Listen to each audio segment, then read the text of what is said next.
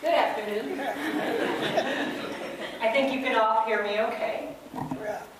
I'm Dr. Monique Giroux. I'm the Medical Director of Swedish Hospital Movement Disorder DBS program, and I opened the Movement and Neuroperformance Center with Sierra Ferris about a year and a half here in Inglewood.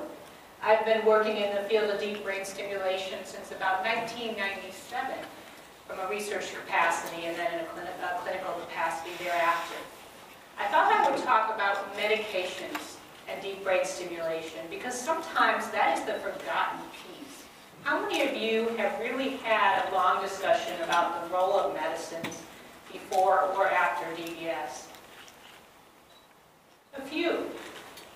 So it's worth further discussion. Deep brain stimulation is one treatment option, one therapeutic option of many when it comes to Parkinson's, tremor, or dystonia.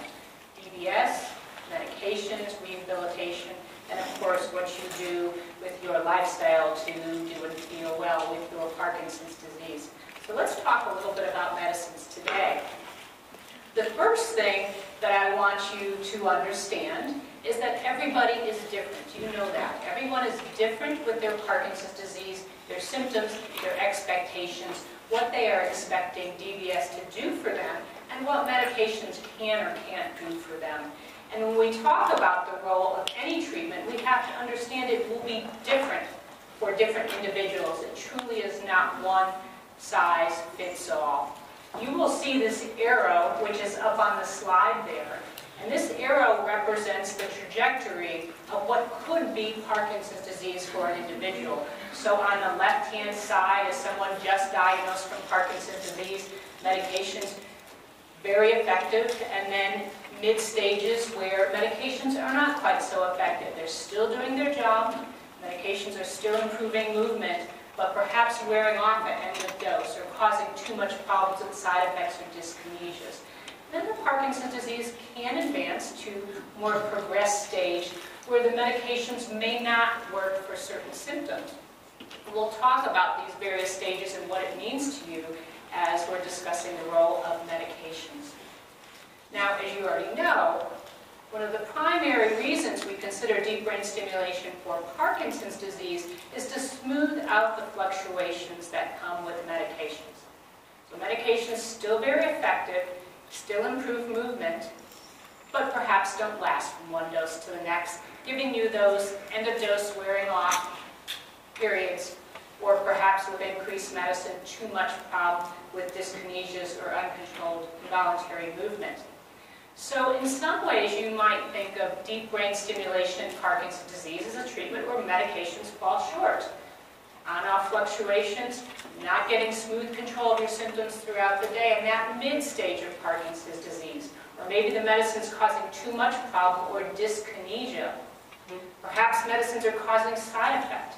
We'll talk about the side effects, especially sedation, thinking problems, lightheadedness, dizziness, nausea, impulsivity control. More medicine means more medication. More medicine means more side effect. And then there are some symptoms that do not respond as well to medications and that do not respond as well to DBS. And those are symptoms that we call axial or midline, mid-body symptoms. Very important because if you're living with deep brain stimulation, you need to know that there are times when speech, swallowing, posture, balance, freezing of gait may not respond as well to medicine or DBS. Though the story is complicated and individualized. We use on-off medicine testing to decide how someone is going to respond to deep brain stimulation, or even if you're living with DBS, is it doing the right thing for you? We often forget about on-off medicine testing after someone has had DBS. So let me show you two videos. This is all familiar to many people in the group. The first video is a gentleman who has Parkinson's disease. We're evaluating for deep brain stimulation. He talks about walking, balance, and freezing of gait issues. And we want to decide whether or not we feel DBS will help these very symptoms. Now remember, I said some of the symptoms like balance, freezing of gait, walking are symptoms that could represent more advanced stages of Parkinson's disease, which in that stage is not responsive to medicines and therefore would not be responsive to DBS. So we can do a test. We can have, like in this gentleman here, he has not had medicines all morning, he has not had medicines since the night before, and we see his symptoms. We see as he goes through the doorway here in a few seconds, he'll appreciate the freezing of gait. This is really important because it's not uncommon for someone to say, I want DBS to improve my walking, improve my freezing of gait, like this gentleman would. You see the little stutter step where he's really getting stuck or frozen, has to work at picking up his feet when he goes through the threshold. And right there, you just saw that freezing. That's how he is when the medicine is not working. So then our next step is, okay, this is one of your goals of surgery. This is one of your goals of stimulation if you already have stimulation in place. How is this symptom responding to medicine? Here we have same person, same day, about a little bit over an hour after a dose of carbidopa, levodopa, or Cinemet. So right away, you see a very different gentleman. You see he's able to not only move, but he has extra movement and dyskinesia. And we can compare how someone is doing with medicine, knowing that medicine will be a predictor of the best outcome with DBS. There are exceptions to that as well. One exception is the dyskinesia, because if we can reduce medicines after surgery, we could potentially reduce the dyskinesia that you're seeing on the video here today. So I'll just let the video play for a minute, because really what I want you to see is his walking. That's the question we were asking ourselves. And you see a very different situation here when he's walking with medicines. That, doing that test, off medicine, on medicine, helped us counsel him that in his particular situation, yes, we do believe with the best possible situation, deep brain stimulation would help that walking, because medicine helped that walking. That's how this is very helpful. It's also very helpful after you have DBS. Once again, we forget about this. After you have DBS, often the question comes up. Is it disease progression? Is it that the stimulation is set inappropriately, causing excessive stiffness and tightness of the legs and driving and walking problems? This same very test can help us determine, is the symptom still responsive to medicine? If it is, we expect DBS to still help it. If it's not, it is perhaps associated with disease progression. Or by modifying the DBS, we can look at, is DBS itself, by lowering the stimulation or changing the stimulation, is this impacting the walking? So what you're finding is that there's so many factors that are associated with DBS and with optimizing DBS outcome. Medicine is one of them. Expectations is one of them. That's what makes DBS somewhat complicated, is there are so many different factors, and you need to tease out, and you need to evaluate sometimes one, then the other, if you're having trouble. But if you've had deep brain stimulation, and if you're early with DBS, and you've had it just within a year or so, this on-off medicine testing, how you're doing in the best medicine on state, gives you a target within that first year where you expect to be. You expect to be in that state longer. And so you don't have to wait years and years and years to get to that point. That very first year when stimulation is optimized, you would expect your symptoms with DBS to match what your medicines did, but longer. So that is one of the roles of DBS, to take that on time and increase that on time that medicine is effective. Take that off time and reduce that off time. And that's what these pie charts show here. And I'll just point out the pie chart at the top, which is associated with subthalamic nucleus. This is one of the original publications evaluating the effect of DBS. And in this pie chart, you're seeing a representative situation before surgery and 6 months after surgery. And the white part of the pie chart is off time. So half the time not moving well, medicine's not working. The gray is on, good on time without dyskinesia, and the black is on, medicine's working, but too much movement, dyskinesia. And then what you see after surgery is the greater area of the day, greater time during the day of on time without dyskinesia. On time with dyskinesia is reduced, and off time may still be there, but dramatically reduced. So as you reduce the off time, increase the on time, you can change the medicines. Because oftentimes before DBS, why are you on so much medicine? You're on so much medicine because the off times are a problem, the medicines are wearing off, you're not able to get smooth control throughout the day. So there's some value to reducing those medicines. Sometimes though, medicine reduction becomes a goal of DBS. And many people look to DBS to stop their medicines. That might not be the appropriate situation for everyone. And oftentimes I hear this number, 50%. DBS, you should be able to reduce your medicines by 50%. Where did that 50% rule come from? I'll show you in a minute. But everyone is different with Parkinson's disease. And everyone has DBS in a slightly different place, perhaps, in their disease projection or disease stage. And everyone has different symptoms and different need of medicine. So we cannot apply that rule of 50%. We also can't apply the same numbers to different targets. There are two main targets for Parkinson's disease. The subthalamic nucleus, most common, and the globus pallidum, otherwise called GPI for globus pallidum or STN for subthalamic nucleus.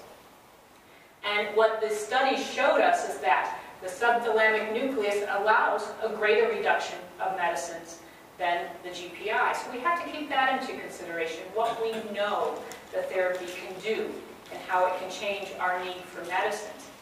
So we reduce medicines over time with stimulation as the off time is reduced. We can reduce individual doses. So we can spread out. If you're taking medicine every 2 to 3 hours, maybe you can spread it out every 4 to 5 hours. Or perhaps you can reduce the number of medicines you're taking, or reduce the total dose. And I'll talk a little bit about how we choose one over the other. It really depends on side effects. It really depends on symptoms. If dyskinesias are significant before surgery, there can be a problem with stimulation, at least in the short run, as an acute response. Stimulation can worsen dyskinesias. The additive effect of dyskinesias, or I'm sorry, the additive effect of stimulation and medicines then can, in the short term, increase dyskinesia. So there may be times we need to reduce medicines a little bit earlier because dyskinesia is worse. And we need to reduce that dyskinesia as we're trying to increase the stimulation. In situations like that, stimulation increase might happen a little bit slower, small incremental changes in the voltage, in the stimulation over time, so we don't exaggerate the dyskinesias, and it allows us to change incrementally and reduce the medicine as we go along. And then, of course, if side effects are a problem, that might prompt earlier reduction of medicines as well. If someone is having confusion, someone is having hypersomnolence or significant fatigue from a medicine, we would be more apt to try to reduce that medicine a little bit sooner. One thing that often happens after DBS is medicines are reduced pretty quickly. But stimulation is a process. And that's what these arrows represent there. There are target stimulation parameters to do the job. And so if you think about the fact that just like medicines, 1 milligram, 2 milligram, 3 milligram, the effect of the medicine will increase as the dosage increases. The same thing happens with stimulation. So medicines and stimulation needs to be done together. One thing that often happens is after the first programming or the second programming, reduce your medicine by 50%. You can see where that may not always be the best way to go because you haven't reached the target of what you expect the stimulation to do yet. So the medicines need to be changed after you identify what the stimulation is doing. So if the stimulation is changed, and then you start to notice, hey, I'm forgetting my medicines because they're lasting longer. I'm no longer wearing off, and we can spread out that effect. We don't want to anticipate the change too early when the stimulation set is too low. We can significantly under-medicate someone as well. And under-medication, as you will learn, could be more than just a movement problem. So the two really need to be done together. The 50% rule comes from some original research studies that looked at a group of individuals being evaluated for stimulation. And over time, what they've noticed, and this is even after 5 years, on average, a 50% reduction in medicines. But that's a group statistic. That's not an individual statistic. It also depends where you are in your disease stage and how much medicine you needed before surgery and what your primary symptoms were that prompted you to have surgery. For example, most people have DBS, like I said, mid-stage, where they're trying to smooth out those on-off fluctuations. There's a particular exception to that rule. Tremor, if you have severe tremor, and if you have a condition called tremor-predominant Parkinson's disease, where tremor is by far your worst symptom, your most problematic symptom, it also happens that tremor sometimes can be stubborn. Tremor does not always respond to medicines like we would wish it to. So even though the stiffness, rigidity, slowness responds, tremor does not. When the tremor doesn't respond well to medicine, and tremor is your predominant symptom, don't have a lot of rigidity, don't have a lot of slowness, sometimes people will opt for DBS earlier with tremor, because DBS also treats tremor, with tremor as an expected symptom that will improve. These individuals, though, are very different. They don't have rigidity, they don't have fluctuations, they don't have dyskinesias, they don't have bradykinesia to the same degree. So you could imagine that as the tremor is reduced, there can be a dramatic reduction in medicines in those individuals. And oftentimes we use that as an example. We hold that up as an example. This individual with tremor, look how good the tremor got. And look, they can reduce their medicines all the way to 0. That may be appropriate for that individual, but I just want to remind you that it might not be the best step for you if you don't have tremor-predominant Parkinson's. So different kinds of Parkinson's disease, different kinds of symptoms, different stages of the disease require different changes in medicines. The medicine side effects can also be an issue and a problem before surgery and will prompt us to reduce medicines and will help us decide which medicines to reduce after surgery. So we all know about carbidopa, levodopa, the first one on the list. It's still the best we have for movement. But it's a problem before DBS. It's a problem because, even though it does the best for movement, the effect doesn't last as long. There's wearing off. It causes more problem with the dyskinesias. Outside of the wearing off and dyskinesias, it still has the lowest side effect profile. Nausea, lightheadedness, sedation, confusion, hallucinations. So if you think about the fact that DBS is helping the fluctuations and the dyskinesias, where levodopa was a problem before surgery, not as much of a problem after surgery. So especially as you get older, as you get more sensitive to medications, confusion, hallucination risk, levodopa becomes a favored medicine after DBS, even if it was a problem before DBS. Azilect, very helpful early in disease. A mild medicine helps stretch out the life of levodopa, helps it last longer. The same thing with Stalevo or Comtan, the last one on the list. These have slightly lower side effect profiles when it comes to confusion or hallucinations. But there are other medicines that you may be taking before surgery to help you stay on. For instance, dopamine agonists. Dopamine agonists, very effective medicines. They stick around a long time. They have what we call a long half-life, which is good. Helps maintain that on time. But dopaminergic agonists have a lot more side effects. sedation, lightheadedness, confusion, hallucinations. So we have to look at that profile of potential side effects, look at the individual and what they may be experiencing, or a person's age, or other comorbid medical problems where we might want to prevent emerging thinking problems, confusion, hallucinations, then we would favor a reduction in the agonist in that situation and favor maybe levodopa with the lower side effect profile, knowing that in the right situation we're protecting from the fluctuations and the dyskinesias with the DBS. So it really changes our thinking of medicines after surgery. Amantadine is a medicine that many of you may have heard of for dyskinesia. So before DBS, amantadine can be powerful as an anti-dyskinetic medicine. And about 50% of the time, it reduces excessive movement caused by dopamine. It's the only dopamine medicine that we have that can improve movement and about half the time reduce the excessive dyskinesia. So it's still potentially beneficial after surgery, especially when you're trying to manage both stimulation and medicines together, and especially in the early or optimization phases of stimulation where dyskinesia can rear its ugly head. So amantadine can be effective after surgery. Amantadine also has its share of side effects: memory, constipation, bladder emptying, dry eyes, dry mouth. So we have to balance the risk versus benefit of medicines.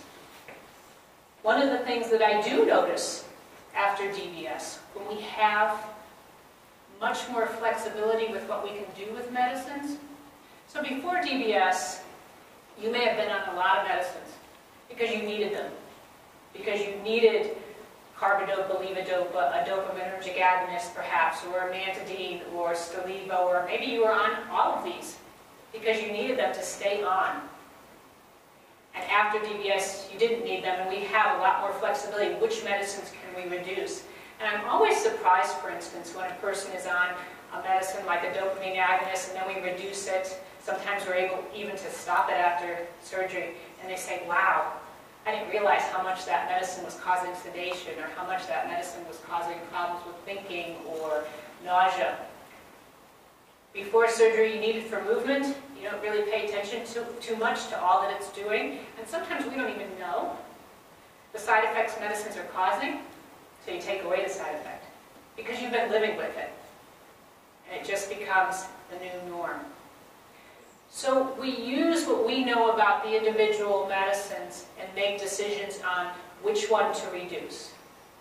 Do we stop dopaminergic agonists? Are we worried about those side effects, or do we at least reduce it? Do we work just with levodopa because we can manage the symptoms with the DBS? So remember the subtypes. I talked about tremor predominant. Someone who has tremor as the primary symptom is more likely to dramatically reduce the medicine. They're also more likely early in the disease to be on higher medicines to try to treat tremor, and that's why they had surgery. The tremor just didn't respond.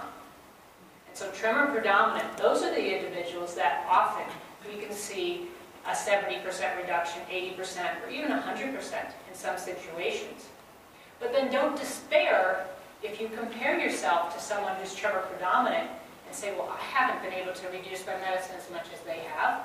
Something's wrong here.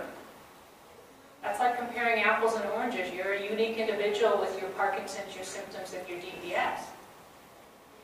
Now, if you had the need for 20 pills before surgery, we have to be very careful. If we're going down to 3 pills, it might not be the right thing to do. It might be too rapid. It might be too much. And that's why I really emphasized in that slide the cross lines there, where medicines has to be reduced incrementally, especially when you're on a lot of medicine, as the stimulation is increased. Dramatic changes don't work often in either direction. One is enhanced, the other is reduced. If someone has significant dyskinesias, maybe the voltage or the stimulation parameter changes need to be done slower, and the medicine changes need to be done slower. Because someone who is on carbidopa, levodopa, let's say 7 times a day, we would worry about dramatically changing that to 2 times a day. and precipitate an off time and cause a fall or stiffness or slowness. It makes sense to do it slower. And every time we try to do it too fast, we find that it always comes back to get us. We find that you get to the finish line pretty much in the same time. And I like to say it's a marathon, it's not a sprint. We want to change things safely. As the medicines, or as the stimulation is modified and increased, the medicines can be changed as response to the stimulation, not just a guess to the stimulation. There's two ways to do it. You can change the stimulation, say, oh, we just increased your dosage, go ahead and reduce your medicine by 30%. That might be the right thing to do if we feel we need to reduce the medicine because of side effect, and that's driving our decision. Alternatively, if we don't have a reason to reduce it that quickly, we can say, well, increase the stimulation a little bit. Let's see how your body responds. You're not wearing off. Then we respond to that with the medicine change. So it's done safely. Because there are issues, and let's take each one of these issues after DBS and medicines. The medicines can be too rapidly reduced, or maybe not reduced enough, under-medicated, over-medicated. We can precipitate some problems, especially those axial symptoms if we under-medicate, which is very different and much more a concern than if we just precipitate reemergence of tremor from a safety point of view. So, sometimes we like to say that DBS is as good as medicine. And that is partially true. So when we say DBS is as good as medicine, what we're saying is with the stimulation, we are approximating the movement in your best medicine state. If you take away the tremor, I already mentioned tremor might be an exception to the rule, and if we reduce the dyskinesia, how are you and your medicines working? That's what we expect DBS to do for you. That's true before surgery, that's true a year after DBS, and it's true 10 years later. What medicines can do for you is still what DBS can do for you. If the disease is progressing and it's 10 years later, and you're having more of the symptoms, that more severe freezing of gait, more severe balance, more severe speech, and those symptoms are now, they're not responding to medicine, DBS tends not to improve those symptoms at that stage. That's important too. Why is that important? Because what's the tendency with disease progression? If it truly is disease progression, I'm having problems with my speech or balance, let's increase the stimulation. Well, it doesn't always improve the speech or balance, and it can even worsen the speech and balance, right? Because we can increase the stimulation to the point where we get excessive stimulation. Stimulation spreads to areas outside of the intended target, and then walking becomes worse. So in our effort to try to improve the walking, we can make it worse. So we really need to know the expectations of DBS, no matter what year you are in the course of your therapy. But it also turns out that DBS is almost as good as medicine. And what you see in this graph here is the bars on the right is 5 years after DBS. So before surgery is the bar on the left. Light gray is off medicine. You see that bar is low. And this represents a person who is having trouble with movement, off medicine before surgery, and then we did that on-off medicine testing, tested them again, and you saw a dramatic improvement with medicine. So the medicines were still working for specific symptoms of maybe tremor, rigidity, slowness, just not lasting long enough, or maybe dyskinesia causing some trouble. And this is what's called an activities of daily living scale. It's the ability to do chores and daily activities. And then what you see is year 1, year 3, and year 5. With stimulation, off medicine and on medicine, you can see that 1, 3, and 5 years after surgery, we're still, the bar, the measure, is almost as good as it was before surgery. But let's just look at year 5. you'll see off medicine, it's a little bit more than 70% is the score for activities of daily living. That's off medicine, on DBS. So you see it's almost approximating how that person did before surgery on medicine. But then when you measure activities of daily living on medicine and on stimulation, it's slightly better. And you can say, well, it's only slightly better. I don't need medicine after DBS. That slightly better means a lot on this scale. 80% means it takes twice as long to do things. 70% means you start to need some assistance to do things. So it looks like a small bump in the scale, but a big bump in potentially your quality assessment. So DBS and medicines, they do go together, and you do often need a little bit of medicine or medicine on top of the stimulation. Dr. Giroux, what this doesn't say is how much medicine. No. So it could be significantly less. I mean, you could be 20 pills before surgery, and the on-meds could be dead 3, as you said. It doesn't say how much medicine, but it does reinforce that perhaps the goal of zero medicine, if you're not tremor predominant, is not the goal. And we often hear that, though, is that the goal is, I don't want to take medicine. I want DBS to replace my medicine. So like everything else in life, it's a balance. But you're right. Person A may be able to reduce medicine to nothing, 0, because tremors are a predominant symptom. Person B may be able to reduce their medicine 50%. Person C, with good DBS outcome, can reduce their medicine 30%. Very different, but appropriate. It depends on their symptoms and their stage of disease. But medicine does add to the DBS stimulation, albeit even sometimes a small amount.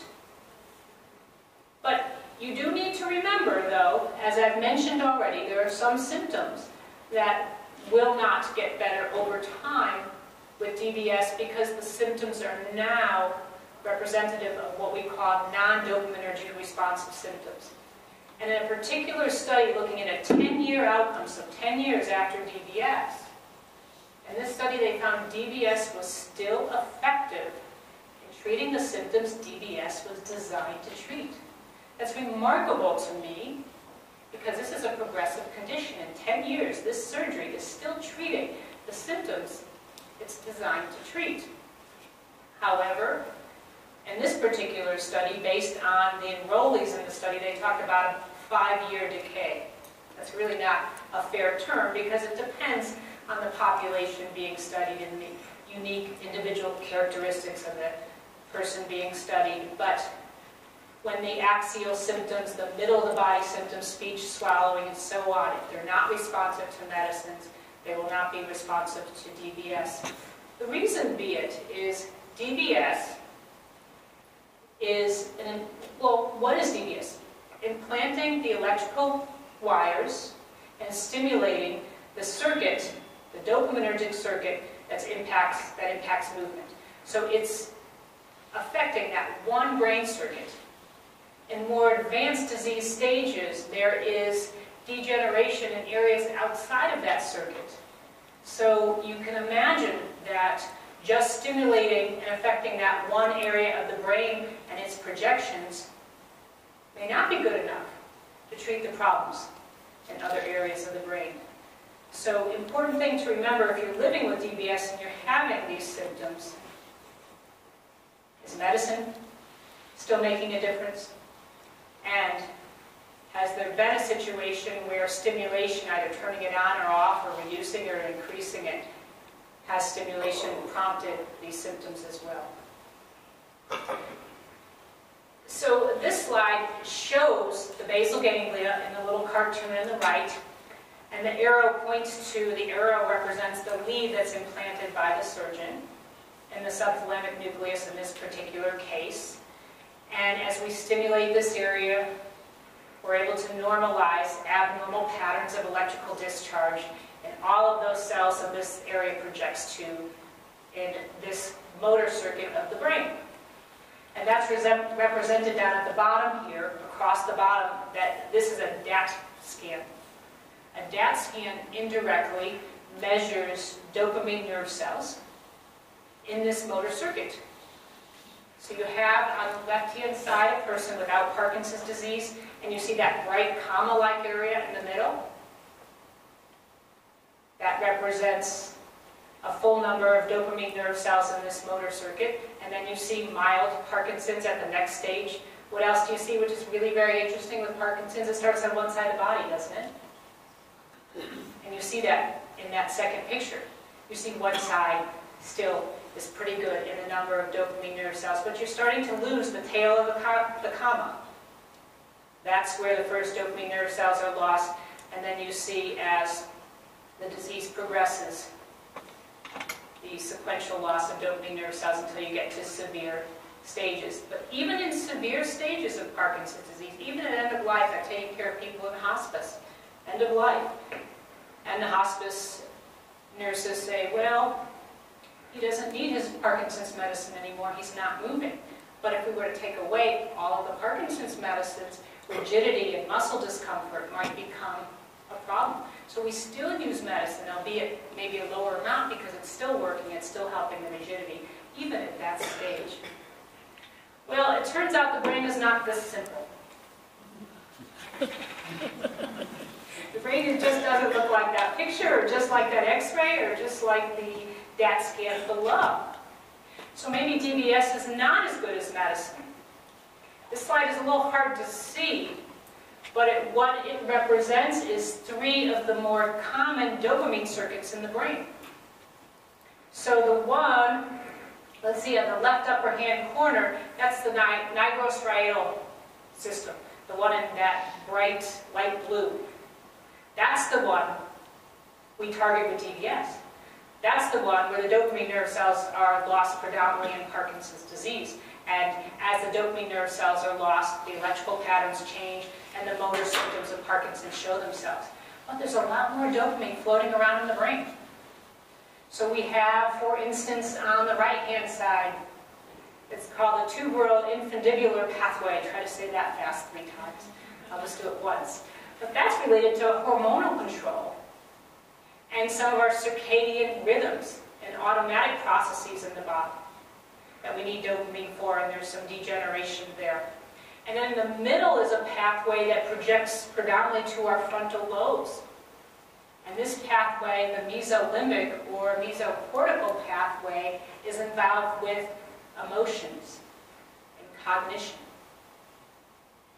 So changes there in dopamine levels might cause issues with depression, fatigue, altered mood, altered motivation, apathy, maybe not thinking quite so clearly.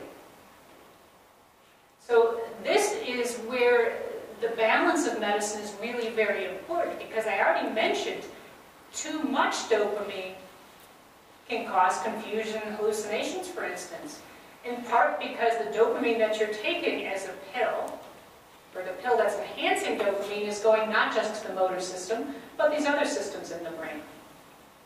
However, sometimes I hear from people, when my medicine wears off, I'm not thinking so clearly. So too little medicine, not thinking so clearly. Too much medicine, not thinking so clearly. There's that balance in the middle for some. So over medicine, over medication, side effects. Under medicine, under medication, side effects. We see this after DBS, especially with rapid reduction in medicine. So if you were on 20 pills before surgery, and after surgery you reduce to 3 pills, it's not just your motor circuit that's saying, where's the dopamine? It's these other areas of the brain that are saying, I'm used to 20 pills.